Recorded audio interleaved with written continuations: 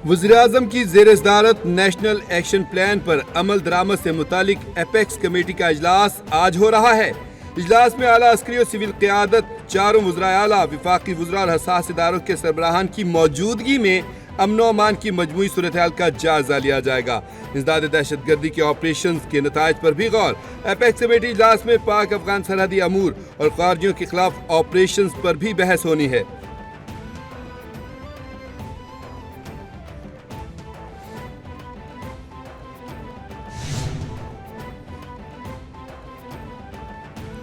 पाकिस्तान ने अक़वाम मुत्तहिदा की सलामती कौंसिल के गैर मुस्तकिल रुकन के तौर पर जिम्मेदारियां संभाल लीं।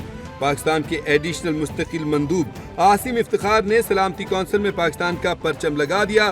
पाकिस्तान 2 साल तक अपनी जिम्मेदारियां निभाएगा।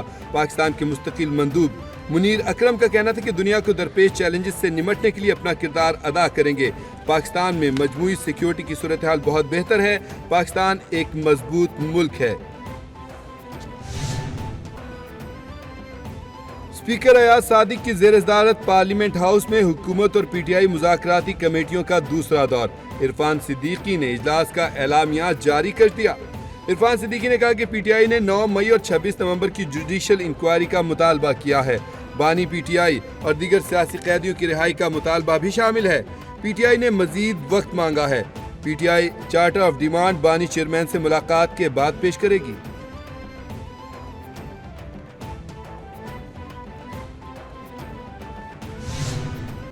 हमारे अपोजिशन के दोस्तों ने ये इजहार किया कि अभी कुछ मुशावरत की, उन्होंने कुछ जो गुफ्तगू की उसमें कुछ जो डिमांड्स का जिक्र ज़रूर किया, मगर उनको एक और मीटिंग अपने चेयरमैन के साथ करने की ज़रूरत है ताकि एक हतमी लिस्ट बना के और जो डिमांड्स हैं उसको फाइनल करके लेके आएँ। तो वो उम्मीद है कि अगले हफ्ते तीसरी मीटिंग इंशाअल्लाह ये फिर से हम करेंगे।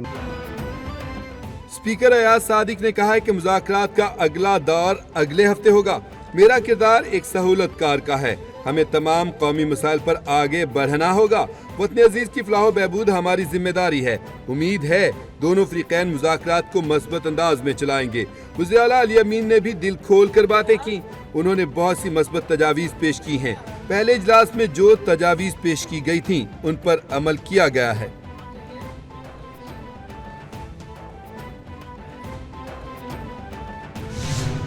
देखिए, जब मुज़ाकरात के लिए कमेटियां बनी हैं तो ज़ाहिर बात है रवैया तो ऐसा है कि मसाइल का हल चाहते हैं। इमरान खान के इख्तियार है, इमरान खान के ही हुक्म के ऊपर ये जो है मुज़ाकरात शुरू हुए हैं और इमरान खान ही फैसला करेगा कि किस तरीके से करना है, क्या करना है और कैसे करना है। कुरम के जो मामलात हैं वो आज से नहीं है, ये 50 साल से वहाँ पे इस तरह के मामलात बार बार उभरते हैं और वो कोई मसला जो है दहशतगर्दी का नहीं है, वहाँ पे लोकल ग्रुप का एक मसला है। लेकिन अल्हम्दुलिल्लाह हमने बड़े बेहतरीन तरीके से ग्रैंड जिरगा बनाया। अली अमीन गंडापुर के इजलास के बाद मीडिया टॉक, कहा हमने मुल्क के लिए कुर्बानियां दी। मुज़ाकरात बानी पीटीआई के कहने पर ही शुरू हुए हैं। जो भी होगा बानी पीटीआई ही तय करेंगे। हुकूमती रवैये से लगता है कि वो मसाइल का हल चाहते हैं। जो भी चीजें होंगी खुल के सामने आ जाएंगी। तमाम मामलात को बैठकर ही हल किया जा सकता है। 9 मई के मुल्ज़मान की रिहाई खुशाइंद है। कुर्रम में हमने दोनों फ़रीक़ैन को बिठाकर मुआहदा करवाया।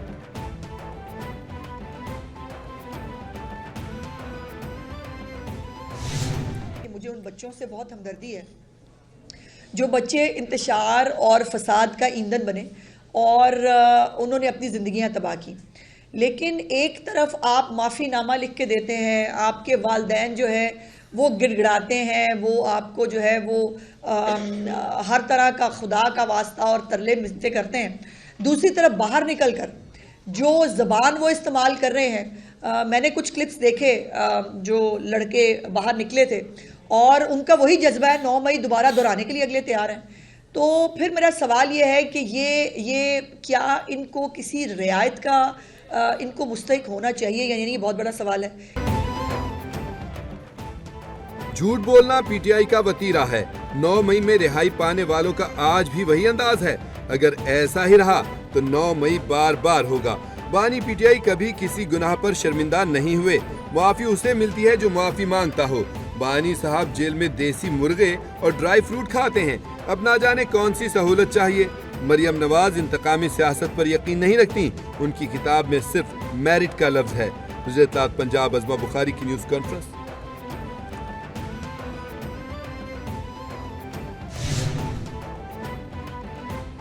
26 نومبر احتجاج پر درج 13 مقدمات میں 250 ملزمان کی ضمانتیں منظور۔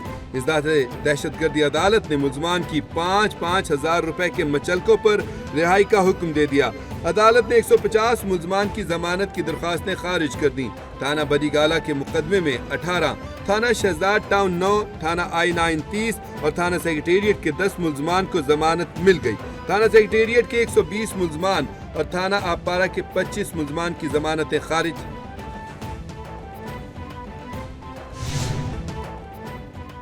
کاروباری ہفتے کے آخری روز پاکستان سٹاک مارکیٹ مندی کا شکار۔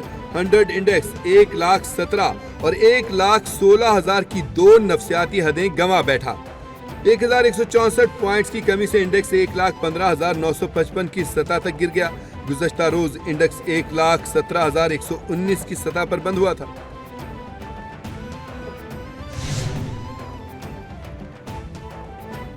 بالائی علاقوں میں سال نو کی پہلی برفباری کا سلسلہ وقفے سے جاری۔ دیر بالا کے پہاڑوں میں روئی کے گالے پڑنے لگ گئے۔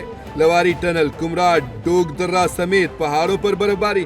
ڈپٹی کمشنر دیر بالا کے مطابق لواری ٹنل میں 1 فٹ تک برف پڑ چکی ہے۔ ٹریفک بحال رکھنے کے لیے بھاری مشینری تعینات۔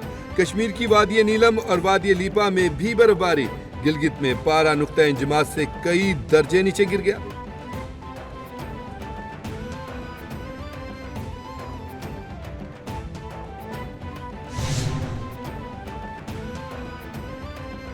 سندھ کے سینئر وزیر شرجیل انعام میمن کی زیر صدارت ریڈ لائن BRT پروجیکٹ کے حوالے سے اعلیٰ سطح کا اجلاس۔ شرجیل انعام میمن کا ریڈ لائن BRT میں حائل رکاوٹوں کے جلد از جلد خاتمے اور کام میں تیزی لانے کا حکم۔ اجلاس میں لاٹ 1 اور لاٹ 2 میں جاری تعمیراتی سرگرمیوں کا جائزہ لیا گیا۔ ٹرانس کراچی کے CEO نے بریفنگ دی۔ شرجیل انعام میمن کا کہنا تھا کہ کام دن رات کیا جائے، ہمیں کراچی کی ٹرانسپورٹ میں انقلاب لانا ہے۔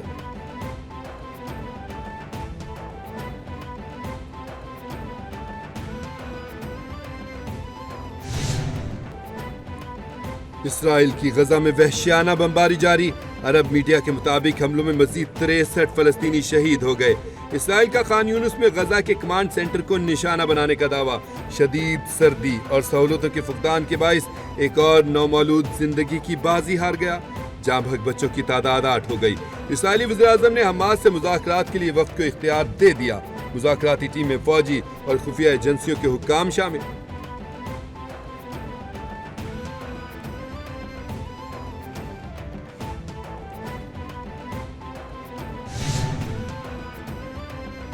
سابق شامی صدر بشار الاسد کو روس میں مبینہ طور پر زہر دے دیا گیا۔ میڈیا رپورٹس کے مطابق بشار الاسد کو زہر دے کر قتل کرنے کی کوشش کی گئی۔ جنرل SVR کے نام سے آن لائن اکاؤنٹ سے جاری بیان میں کہا گیا کہ بشار الاسد اتوار کو ماسکو میں بیمار ہوئے اور طبی امداد طلب کی۔ بشار الاسد نے شدید کھانسی اور سانس لینے میں دشواری کی شکایت کی۔ دمشق پر اپوزیشن فورسز کے قبضے کے بعد سے بشار الاسد روس میں پناہ گزین ہیں۔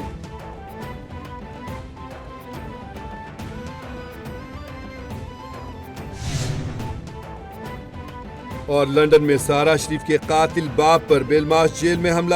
قیدی عرفان شریف شدید زخمی۔ برطانوی میڈیا کا کہنا ہے کہ جیل میں 2 قیدیوں نے گھات لگا کر حملہ کیا۔ حملہ آوروں نے تیز دھار کین کے ڈھکن سے گردن اور چہرے کو شدید زخمی کیا۔ گارڈز نے موقع پر پہنچ کر عرفان شریف کو قیدیوں کے مزید تشدد سے بچایا۔ عرفان شریف کو ہاسپٹل میں چہرے اور گردن پر ٹانکے لگائے گئے۔ حالت اب خطرے سے باہر ہے۔